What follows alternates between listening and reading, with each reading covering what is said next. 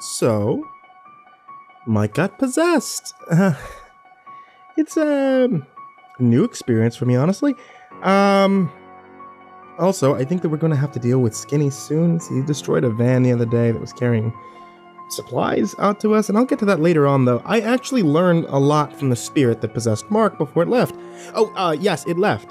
I didn't have to banish it or anything. Let me just tell you this story before I end up spoiling something.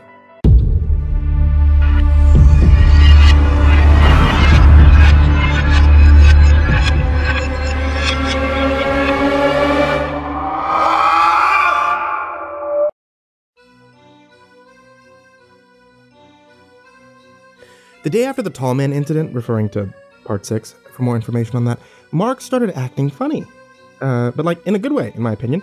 He was much less commanding and hostile, like he had no energy. This meant that he didn't want to keep checking around the property for monsters constantly, and I was able to do what I wanted again without him complaining. Once I noticed the change in his behavior, I thought of 2 reasons that could be causing Mark to act this way. 1, he was sick. 2, he was being a little scaredy prick after almost being killed by the tall man. Turns out, I was wrong on both accounts. See, after 2 days of Mark being reserved and borderline unresponsive on my couch, I knew something was up. As much as I don't want to admit it, Mark is a badass in his own right. He isn't the kind of person to crumble after a traumatic event. He's a fighter. I was aware of his unnaturally aggressive fight-over-flight response when he first encountered Skinny and almost rushed out to certain death just to show Skinny that he wasn't here to play games. And on top of that, he didn't show any real signs of sickness. He was tired and slow to respond, yeah, but he wasn't sensitive to light like a concussion. He wasn't hot or cold, no runny nose, no terrible breathing, etc. It was on the 3rd day of this strange behavior, yesterday, when I confronted him and got an answer. So, Mark, any idea why you're so tired and lazy and shit? And just as I finished asking this, Mark shot up in a sitting position on the couch and whipped his head around to face me. In a voice much higher than his regular voice, he exclaimed, "I thought you would never ask. I finally finished taking over this body a few days ago and was waiting for the right moment to reveal myself. You see, Mark is on vacation right now, and I'm taking his place." Oh. Nice. When will he be back? His wide smile quickly found itself upside down. "You know what, Cole? This is why I really hate you. You are literally no fun whatsoever." Well, I mean, if you aren't Mark, I don't know you, and how would you know that I'm no fun? Don't you know it's wrong to judge a book by its cover? No. The replacement Mark's voice was starting to sound irritated. "I'm a ghost, dipshit. I've been here for months trying to fuck with you. I even tried to possess you. But unfortunately for me, you are incompatible, and no matter how hard I try to get your attention or scare you, I was always met with you just brushing it off. I worked really, really hard, too. Like that time I moved the TV while you were watching. Or the time I put holes in all your socks to make your big toe pop out." Oh, I was finally starting to catch on to what was happening at this point. Oh, I thought the TV was just, the holy shit, you're the one who put holes in my socks? You piece of cock meat, you made me think I had sandpaper toes. He chuckled a bit. "At least that one worked. Anyway, as you probably already know, being a ghost has its limits. It's extremely difficult to have any effect on the physical world, and we can't affect living tissue in any kind of direct way whatsoever. So now that I have a vessel, I can finally kill you." Oh, well shit, that escalated quickly. As I processed the new information I had just received, Fake Mark speaks up again. "One thing I bet you didn't know is that as a ghost, when I take over a body, I can't see all the host's memories. But the body still retains any natural reflexes and skills that the host has acquired through his or her lifetime. And this guy has some seriously badass skills." Fake Mark then sprang to his feet and did a roundhouse kick that shattered a nearby lamp into a million pieces, then turned to my wall, punched as hard as he could. Pretty sure he expected to punch right through it, but only ended up like leaving some bloody knuckle prints. Yeah, that's, There's a stud there, I said as Fake Mark doubled over holding his damaged hand. "I now realize that, thank you," he wheezed out before standing back up straight again. "Even so, this guy is plenty skilled enough to end your sorry ass," Fake Mark shouted with a wicked grin. You must have been out the first night he got here, but okay. He cocked his head a little after this comment, then quickly brushed it off and lunged at me. Now I'll try to explain what happened next as best as I can.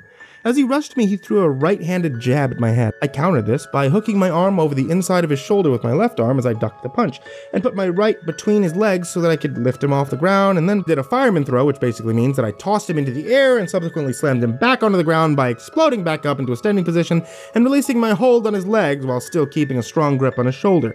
This made Fake Mark fly over my head and still slam into the ground at my feet. I wanted to explain how this happened so people don't just accuse me of bullshitting, and for the record, I don't think this would have worked on real Mark. I'm pretty sure that he would have seen it coming. Anyway. This should have knocked the breath out of him, so I wasn't ready when he punched the back of my knee and dead-legged me so perfectly I went straight to my ass. Middle school me would have taken notes on perfect execution of this move. Fake Mark ended up getting back up to his feet before me, unfortunately, jumped onto me and pulled me flat on my back. Fake Mark then reeled his fist back for a final blow, and as his fist flew towards my face, I managed to move my head to the side at the last second, and his fist connected with the hardwood floor at a respectable speed. He may have been able to recover from this quickly if it hadn't been the same hand he'd already smashed into the wall a few moments before. As Fake Mark winced at the pain, I threw my leg into the air and proceeded to connect with his no-no square. It was more effective than the slam from earlier, that's for sure. I stood up slowly while Mark tried to decide if he should use his remaining good hand to grab his crotch or his shattered knuckles. Before he could decide, I grabbed his Glock that was sitting on the coffee table and took aim. It didn't take Fake Mark long to look up and realize that I now had complete control over the situation. He stood up, but he didn't make any further advances at me. He instead opted to put on a pouty face and plop down into the recliner in defeat. Then it hit me. Hey, why are you afraid of dying? This isn't even your body. You can't die again. Can you? Fake Mark snapped back into a still somewhat aggressive tone. If this body dies while I'm in it, I get sent back. I don't think I'll be able to escape again if that happens.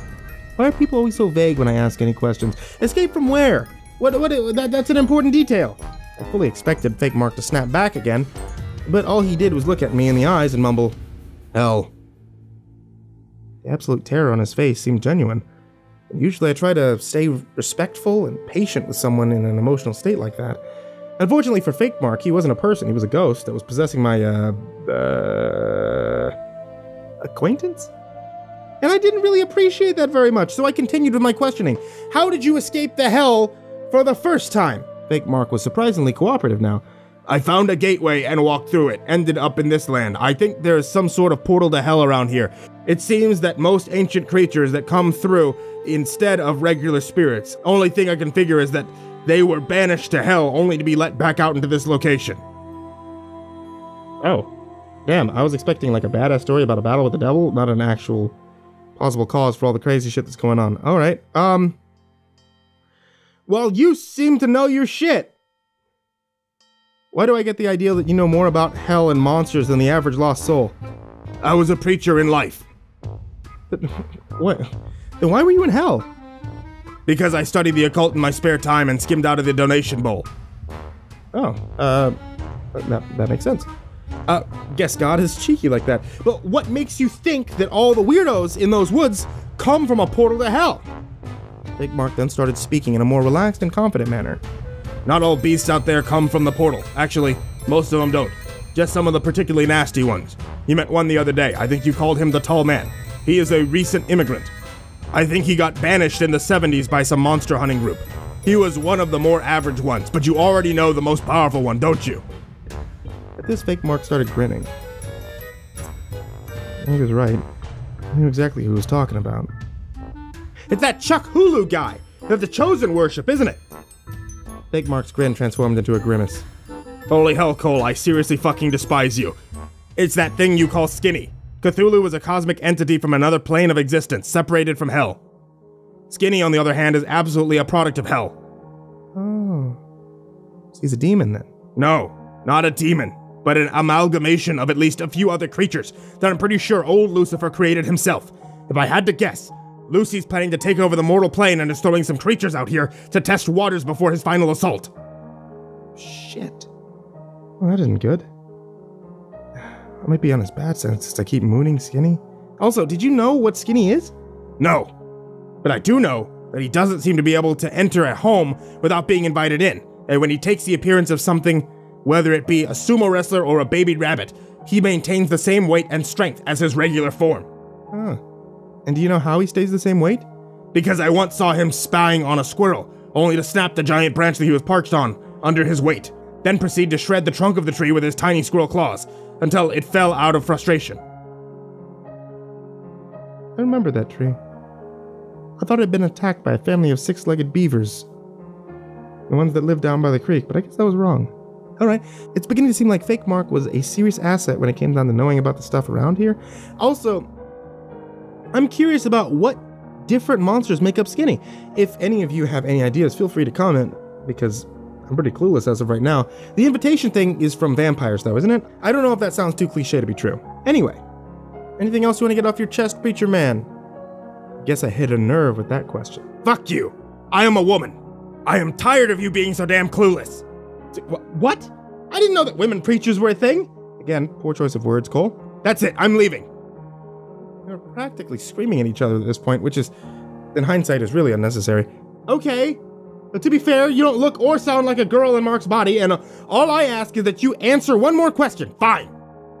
I had to be wondering about this since the beginning of the conversation, so I was ecstatic to get one more chance at it.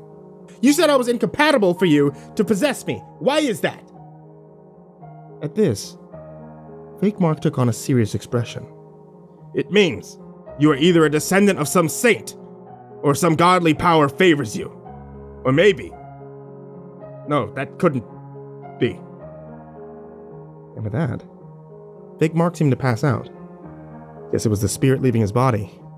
Soon after, real Mark started to wake up and ask where he was. I told him that it was a long story, but he should probably get some fresh air before I told him. When he grabbed my outstretched hand so that I could help him up, I squeezed.